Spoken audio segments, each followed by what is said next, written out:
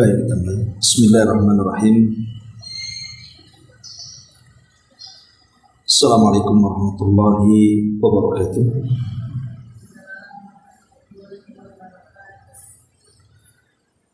Alhamdulillah wassalatu wassalamu ala Rasulillah wa ala alihi wa sahbihi wa mawalah wa la hawla wa la quwata illa billahi wa ba'd.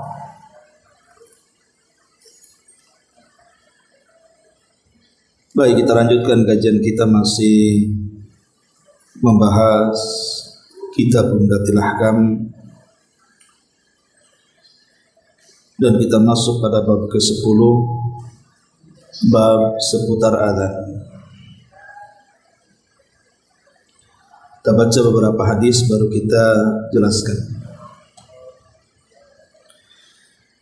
An Anas bin Malik radhiyallahu anhu qala umira Bilalun an yashfa'al adhana wa yutiral iqamata. Dari Anas bin Malik radhiyallahu anhu, beliau mengatakan bahwa Bilal diperintahkan untuk menggenapkan azan dan mengganjilkan qomat, karena azan itu diulang 2 kali, sementara qomat itu tidak diulang. Itulah arti ganjil genap. Artinya setiap lafaz azan itu diulang-ulang. Allahu Akbar, Allahu Akbar, asyhadu an la ilaha illallah, asyhadu an la ilaha illallah. Tapi kalau qomat tidak. Qomat itu satu kalimat. Kemudian hadis berikutnya, an Abi Juhaifah Wahb bin Abdullah As-Suwa'i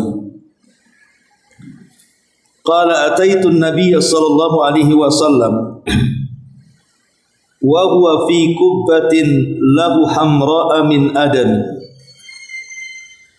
Qala fa kharaja Bilalun biwudu fa min nadhihin wa na'idin. Qala fa kharaja an-nabiy sallallahu alaihi wasallam wa alaihi hullatun hamra hatta ka'anni anzuru ila bayadi saqaihi.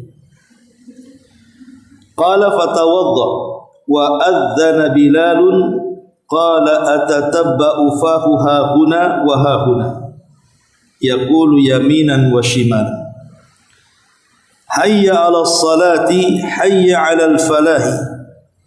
Thumma rukizat lahu anazatun fataqaddama wa shalla adh-dhuhra wal 'ashra rak'ataini. Thumma lam yazal yusalli rak'ataini hatta raja'a ila al-Madinati.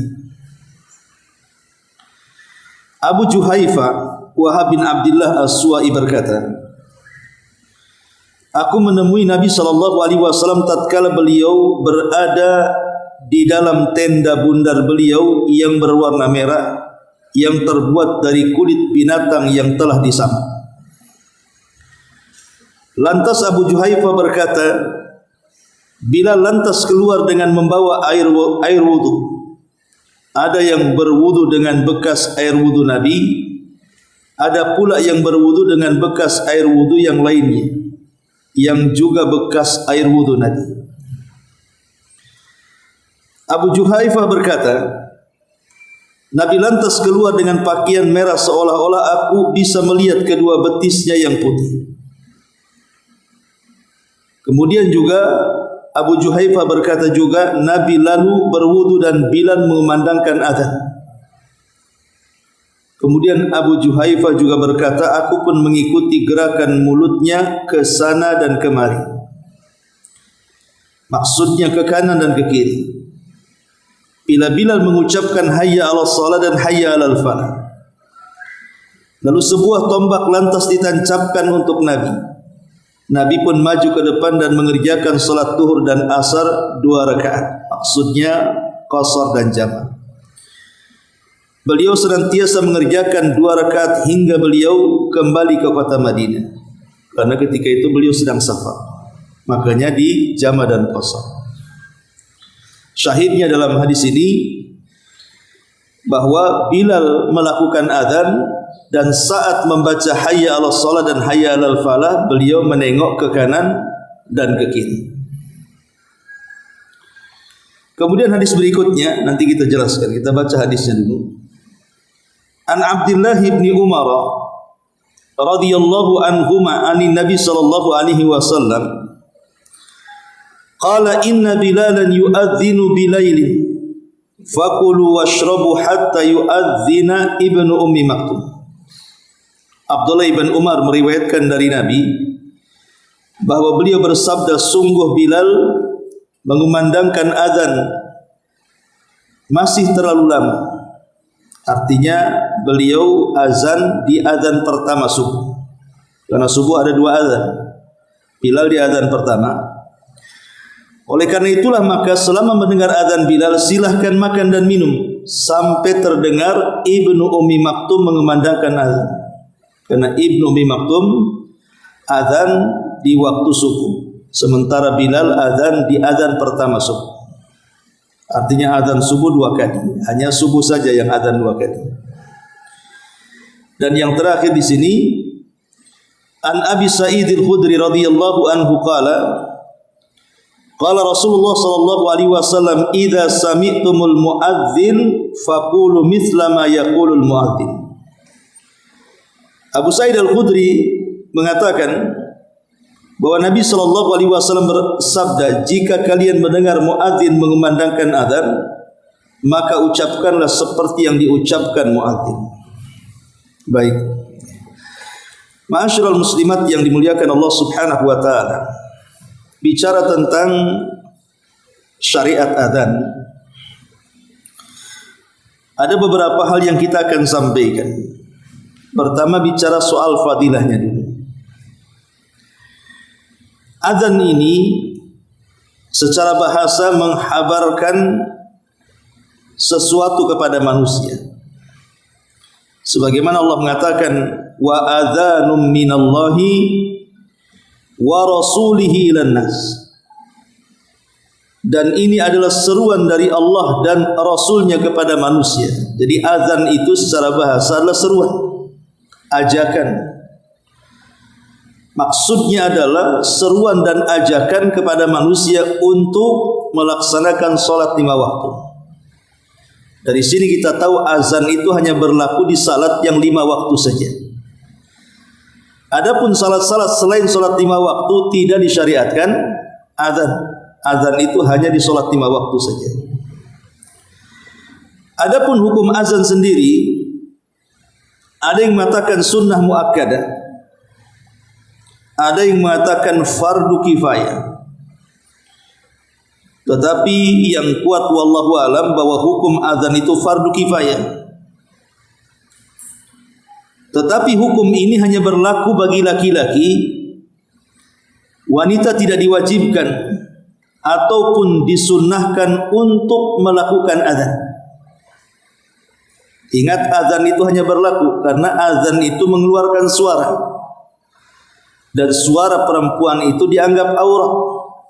Makanya hanya berlaku azan itu untuk laki-laki saja.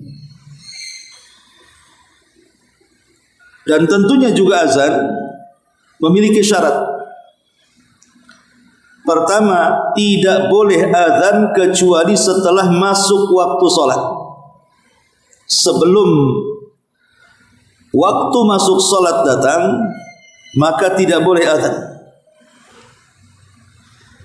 Yang kedua, seorang muadzin harus berniat untuk azan supaya ibadahnya diterima oleh Allah Subhanahu wa taala. Hanya saja niat azan tentu dalam hati.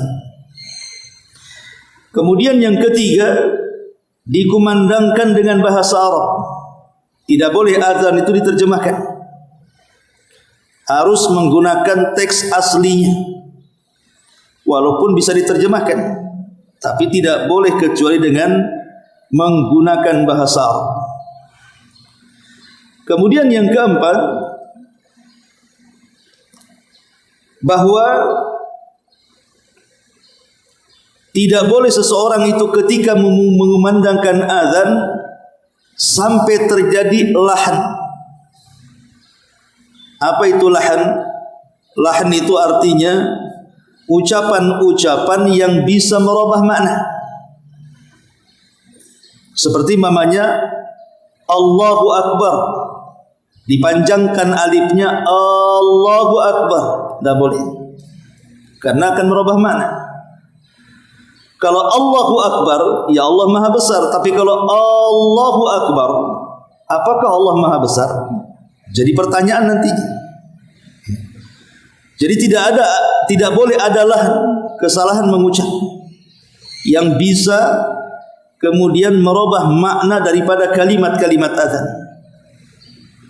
Kemudian yang kelima, lafaz-lafaz azan itu diucapkan sesuai dengan urutan. Tidak boleh diambil tengahnya baru awal baru akhir, atau diambil akhirnya tengah kemudian awal. Ya, sesuai urutan yang diperintahkan lafaz yang diucapkannya itu.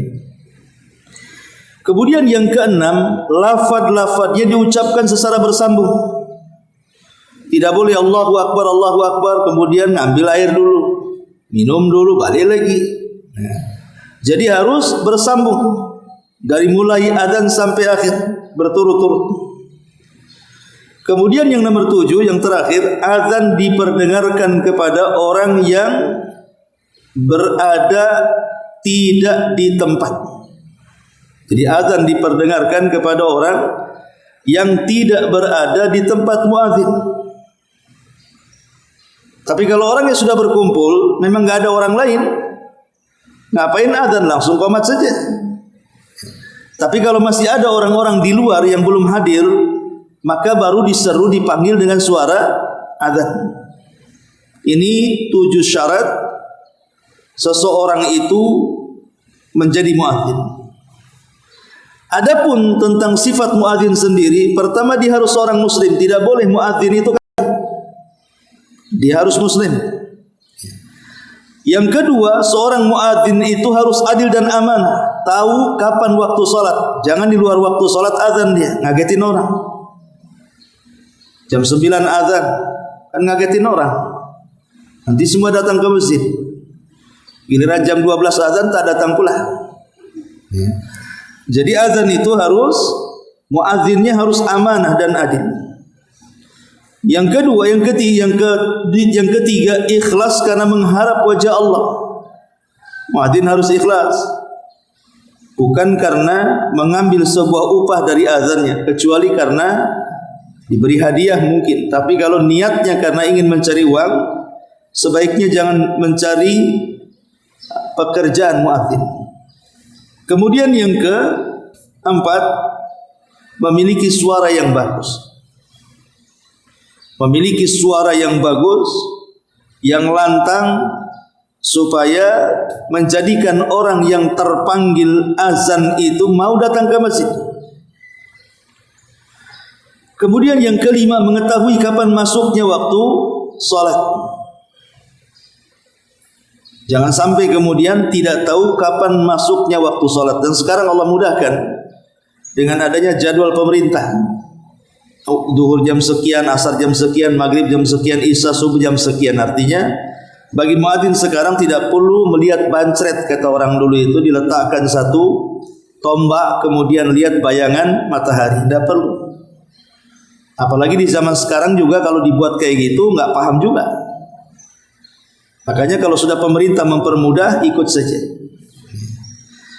Ma'asyiral muslimat yang dimuliakan Allah Subhanahu wa taala. Adapun beberapa hal yang disyariatkan juga dalam tata cara adzan. Pertama, adzan dalam keadaan suci. Walaupun ini sunnah saja. Artinya walaupun dia tidak suci, tidak sempat berwudu kemudian adzan, sah-sah saja adzannya. Tapi sebaiknya adzan dalam kondisi suci. Yang kedua yang disyariatkan atau disunnahkan, adzan itu harus menghadap kiblat. Tapi kalaupun tidak menghadap kiblat, ya tetap sah saja adzannya. Kemudian yang ketiga, dalam posisi berdiri, bukan duduk. Dan itu sunnah hukumnya. Karena Nabi SAW menyebutkan yang diriwayatkan oleh Ibnu Umar, ketika Bilal hendak azan, apa kata Rasul? Qum ya Bilal, berdirilah wahai Bilal. Jadi azan itu dalam posisi berdiri. Kemudian juga memasukkan jari ke lubang telinga, karena dia akan berteriak, supaya telinga dia sendiri tidak kepekikan dengan suaranya. Dan ini perbuatan yang biasa dilakukan oleh sahabat Bilal, meletakkan ujung jari telunjuk ke lubang telinga.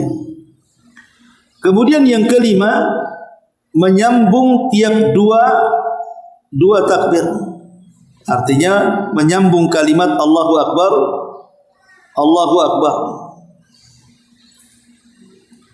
Tidak boleh ada jeda ketika dalam sambungan itu. Dalam pengulangan tidak boleh ada jedanya, langsung Allahu Akbar, Allahu Akbar.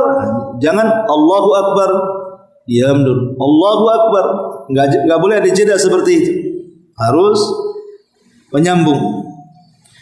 Kemudian yang keenam, menolehkan kepala ke kanan dan ke kiri, seperti yang hadis yang kita baca di sini. Ada hadis daripada Abu Juhaifah tadi, di mana Bilal saat membaca hayya 'alas shalah, beliau mengarahkan pipinya ke arah kanan.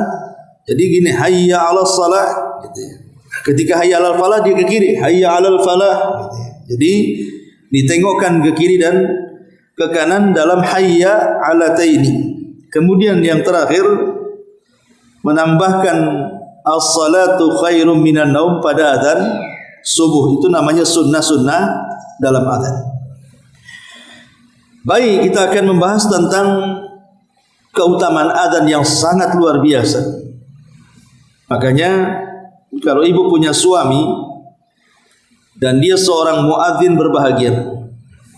Atau dari sekarang latih anak-anak ibu untuk menjadi seorang muadzin, karena pahalanya luar biasa. Lalu apa saja pahala yang akan didapatkan seorang muadzin itu? Pertama, muadzin itu akan mendapatkan leher panjang pada hari kiamat. Nabi SAW mengatakan, al-muadzinuna atwalun nasi a'naqan yaumal qiyamah. Seorang muadzin itu memiliki leher yang panjang di antara manusia pada hari kiamat. Apa makna panjang leher di sini? Apakah leher yang panjang kayak jerapah begitu? Diambil kepada hakikatnya. Ada yang mengatakan ini bentuk kias, majaz. Maksudnya leher panjang itu di mana muadzin memiliki kedudukan tinggi di tengah-tengah manusia kelak di padang mahsyar pada hari kiamat. Dia mendapatkan kedudukan yang sangat tinggi sehingga Rasul membahasakan dengan panjangnya leher kelak pada hari kiamat. Tapi ada juga yang mengatakan ya panjang leher, ya panjang leher, di mana panjangnya leher itu akan menyelamatkan dia dari banjir keringat pada hari kiamat. Karena seseorang kalau terendam air hanya sampai bahu saja, umpamanya ada kolam renang, dalamnya hanya sampai bahu saja, kan tidak merepotkan kita, karena leher ke kepala belum tenggelam. Tapi kalau sudah kedalaman air itu sampai melewati kepala, itu kan merepotkan. Pasti dia tidak akan tenang gitu ya. Jadi seorang muadzin akan mendapatkan ketenangan pada hari kiamat, tidak takut tenggelam dengan keringat. Ini yang pertama. Kemudian yang kedua, suara azan dari muadzin itu mampu mengusir setan. Nabi SAW mengatakan dalam hadis Abu Hurairah, "Idza nudiya lis-salati adbara asy-syaitan wa la quduratun hatta yasma'a at-ta'dhina fa idza qada an-nidaa aqbal hatta idza thuwiba bis-salati adbar hatta idza qada at-tathbiba aqbal hatta yahdhira bainal mar'i wa nafsi bainal mar'i wa nafsi yaqulu udhkur kada lima lam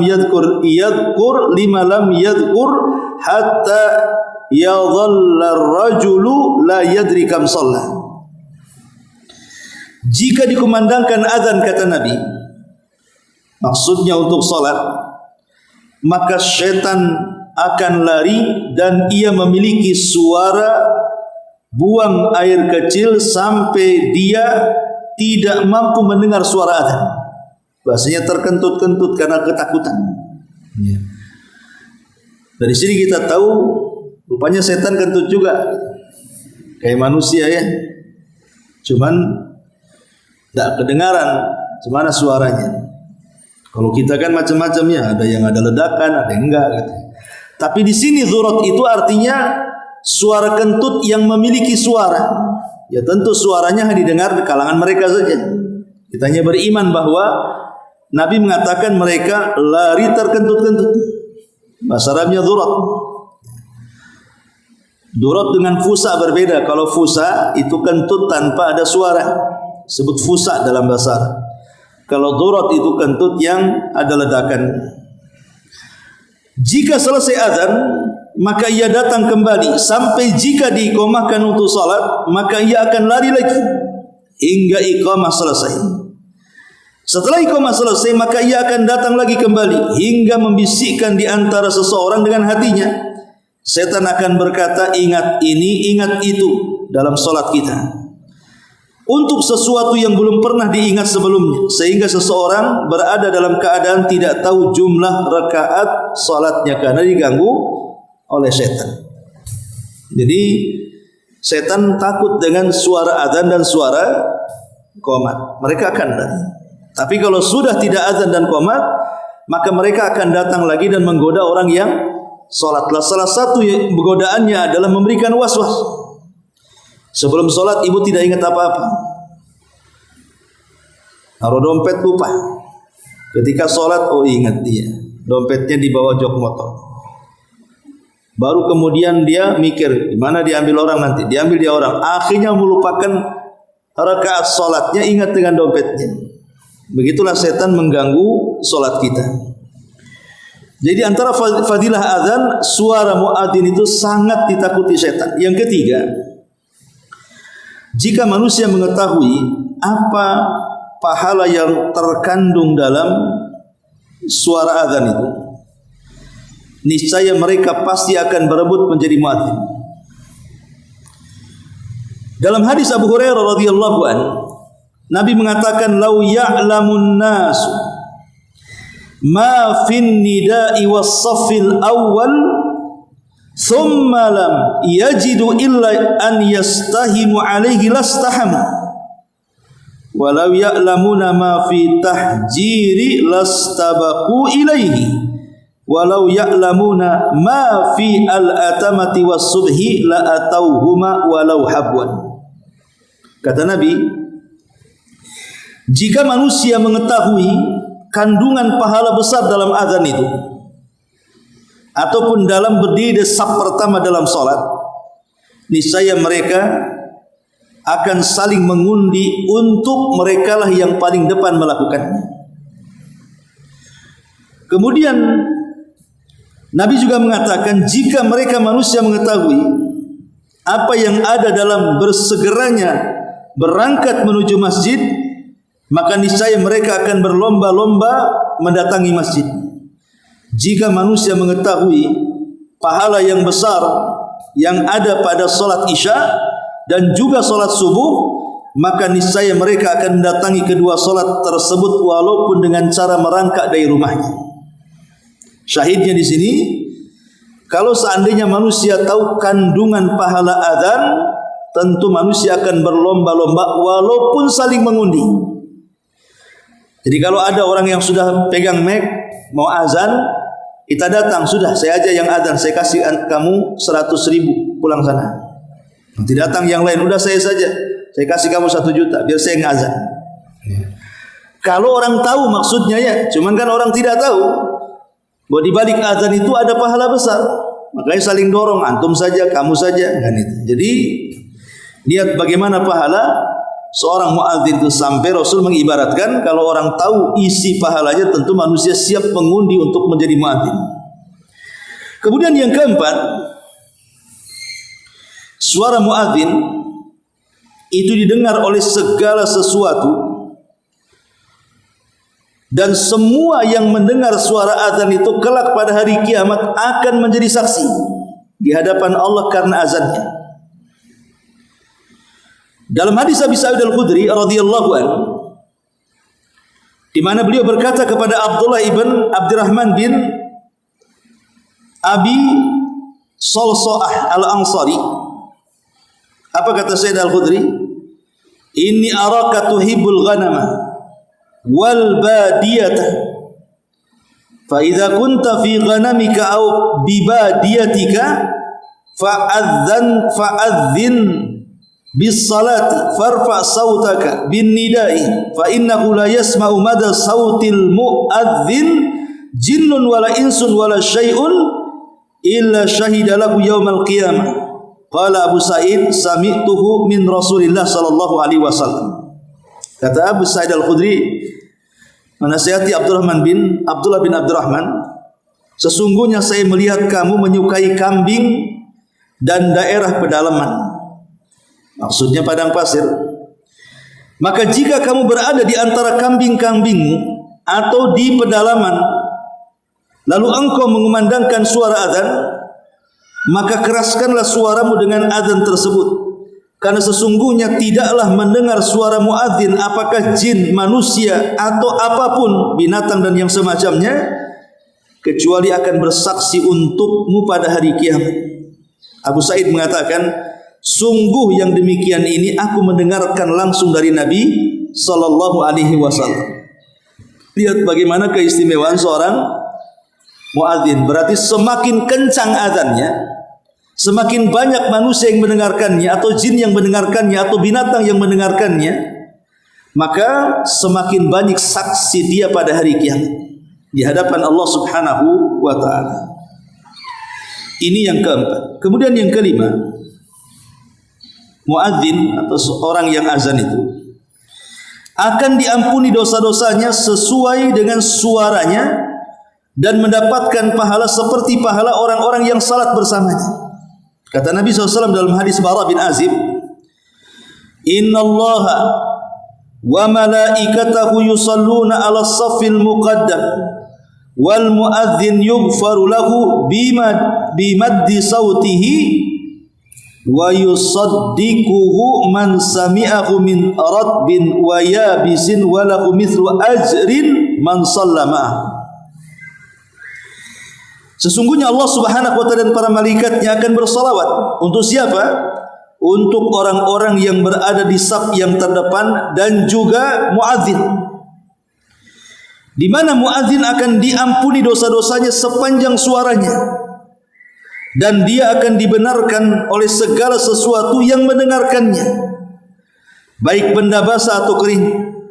Dan dia akan mendapatkan pahala seperti pahala orang yang solat bersamanya. Artinya semakin banyak yang datang ke masjid karena panggilannya, sebanyak jamaah itulah pahala yang akan diterima muadzin.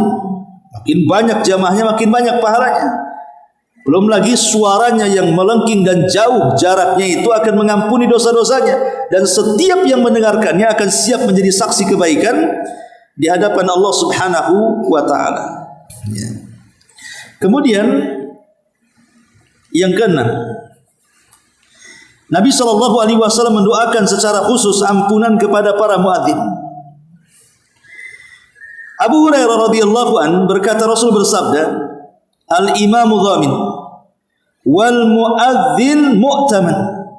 Kemudian Rasul mengatakan, Allahumma arsyidil a'immata waghfir lil muadzinin.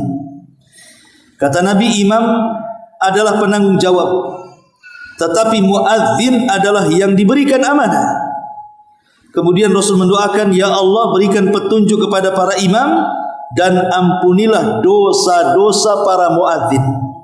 Lihat, Rasul mendoakan khusus kepada para muadzin. Kemudian yang nomor 7, muadzin diampuni oleh Allah dosa-dosanya dan kelak dia akan mendapatkan jaminan masuk surga. Uqbah ibn Amir radhiyallahu an berkata, Rasul bersabda, ya'jabu rabbukum min ra'i ghanamin fi ra'si satiyatin bi jabalin yu'adzinu bis salati wa yusalli fa yaqulu Allahu azza wa jalla unzur ila abdi hadha yu'adzin wa yuqimus salata ya khafu minni faqad ghafartu li abdi wa adkhaltuhul jannah. Dalam hadis Uqbah bin Amir, Rasul mengatakan, Rabb kalian begitu takjub terhadap si pengembala kambing di atas puncak gunung, yang tiba-tiba ketika datang waktu solat dia adzan sendiri, kemudian solat sendiri, kemudian dia pun memperbaiki solatnya. Lalu Allah berfirman, lihatlah hambaku yang di gunung itu, ia adzan sendiri, ia menegakkan sendiri solatnya karena takut kepadaku.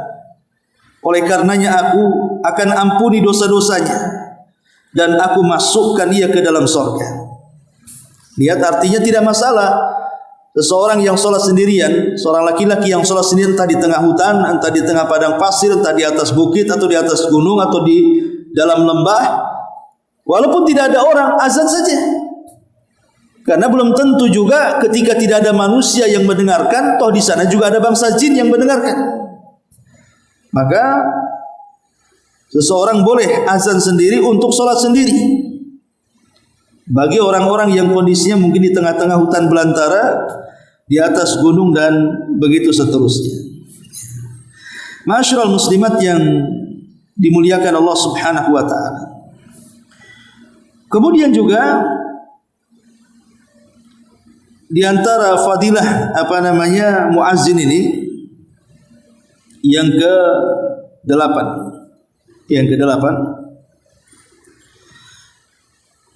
bahwa muadzin ini akan diberikan oleh Allah Subhanahu wa taala syafaat pada hari kiamat dengan azannya. Salah satunya hadis yang tadi saya sebutkan di awal tentang para muadzin itu akan dipanjangkan lehernya.